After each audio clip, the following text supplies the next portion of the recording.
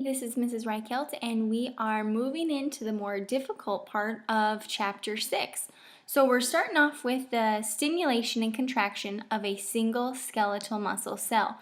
So the first thing we should talk about is what types of movement do cells make, or muscle cells make. So first is excitability. Excitability is also called responsiveness or irritability. So this is really just the ability of a muscle cell or a muscle fiber to receive and to respond to a stimulus. Okay, so if you're receiving and responding to a stimulus, hopefully that triggers in your brain that you are going to also need to use your nervous system. And I know we haven't talked about the nervous system yet, but we're going to do a little bit of the nervous system today, talk a little bit about how a message can go from a nerve cell to a muscle cell. Next up, we have contractility. Okay, contractility is the ability to shorten when an adequate stimulus is received. Extensibility is the ability of a muscle cell to be stretched. I think that's obvious. Extension,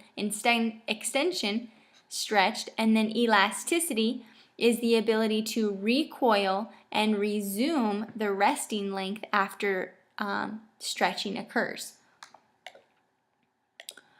So the nerve stimulus and action potential. Skeletal muscles must be stimulated by a motor neuron. A motor neuron is the same thing as a nerve cell. So skeletal muscles, or you could say fibers even, must be stimulated by a nerve cell to contract. A motor unit is when one motor neuron and all the skeletal muscles that it's stimulated by that neuron. So the nerve fibers, or the axon, reaches the muscle. Then it'll branch into axon terminals, which joins the sarcolemma. What's the sarcolemma again? The plasma membrane. What is it the plasma membrane of? The axon or of the muscle?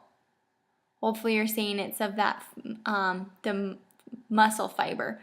Okay, are called the neuromuscular junction.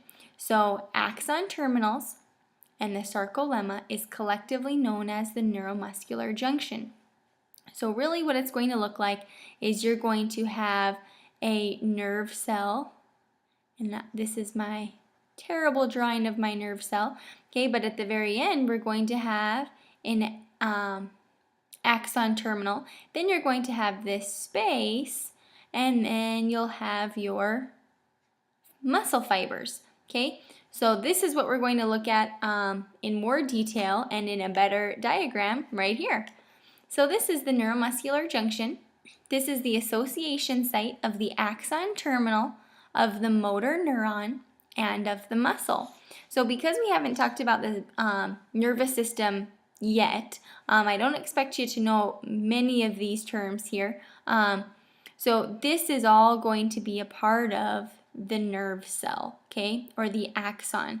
Okay, so we have the action potential isn't a structure, it's actually going to be the stimulus that's going to be carried along this axon terminal.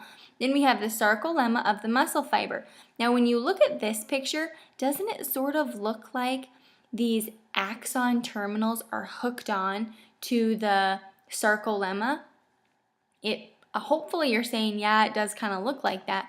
But when we actually look at a diagram here, you can see that if this is the axon terminal, it never actually makes contact with the sarcolemma. So there's a gap in between there. And remember, all of this is the neuromuscular junction. So maybe I'll write that up here.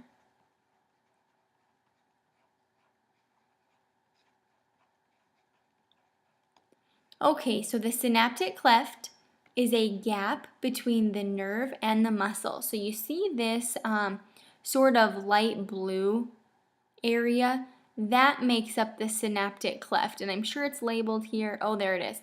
Okay, so it's labeled right here. The synaptic cleft is that space or the gap between the axon terminal and the sarcolemma.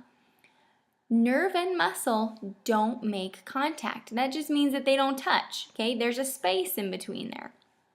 And then the area between the nerve and the muscle is filled with interstitial fluid.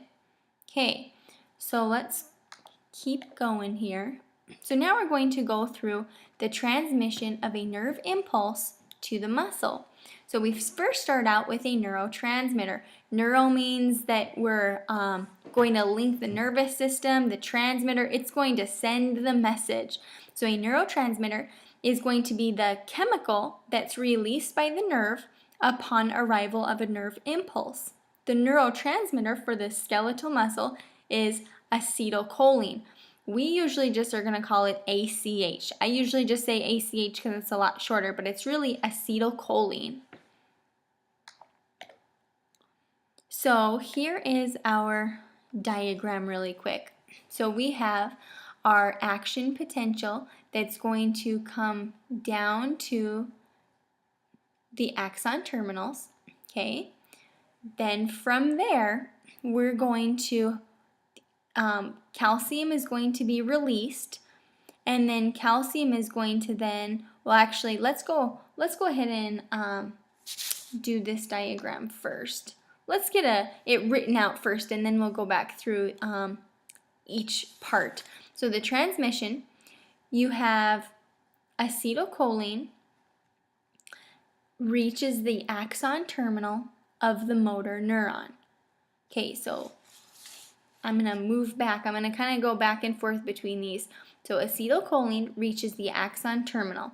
So when we are right up here, the axon terminal, the message that's being relayed is going to be acetylcholine. Part 2 now, calcium ions, and that's not really drawn right. It should be Ca2+. Okay, so calcium ion channels are going to open up, and calcium now is going to enter the axon terminal. So let's go back. Okay, so now if we look down here, we have the acetylcholine that's coming down the axon terminal. Then calcium ions are going to be released. It's the second part. Part 3, acetylcholine diffuses across the synaptic cleft. Okay, so what's the synaptic cleft? That's the space. So acetylcholine diffuses across the synaptic cleft and binds to the sarcolemma. What was the sarcolemma? The plasma membrane. Okay, so now we go from the diffusion. So all of these little, I don't know what color they are. They're kind of an aqua-y greenish color. Okay, so all of those little dots are supposed to be representing acetylcholine. So we have our, I kind of drew that in there. So all of our acetylcholine are going to open up and diffuse through to the sarcolemma. Okay, how are they opening up? You see how they're in these little vesicles? What type of transport enables them to open up and be released across the synaptic cleft? Exocytosis, I'm hoping that you're saying. So by the process of exocytosis, that acetylcholine can now reach the sarcolemma of the myofibril, or the fiber. Let's see where we're at now. It's kind of getting messy. I better erase this. Okay, so then acetylcholine allows passage of sodium ions and potassium ions.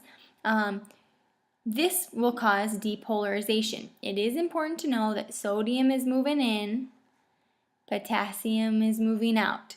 So let's go back here. This picture doesn't really show. Oh, no, it does. Over here. I'm not paying attention here. Okay, so we have our sodium is going to move in, potassium is going to move out. So that's going to cause a depolarization.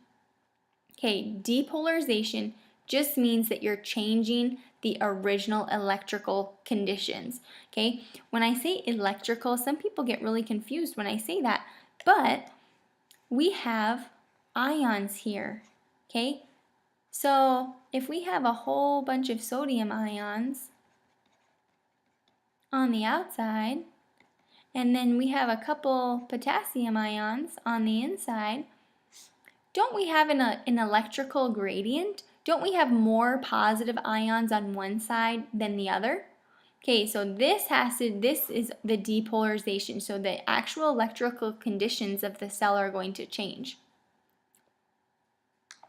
Once depolarization occurs, that is when we have our action potential is generated. So action potential is just the change in electrical current. It is important to know that once you have an action potential that occurs, it can't be stopped from that point forward.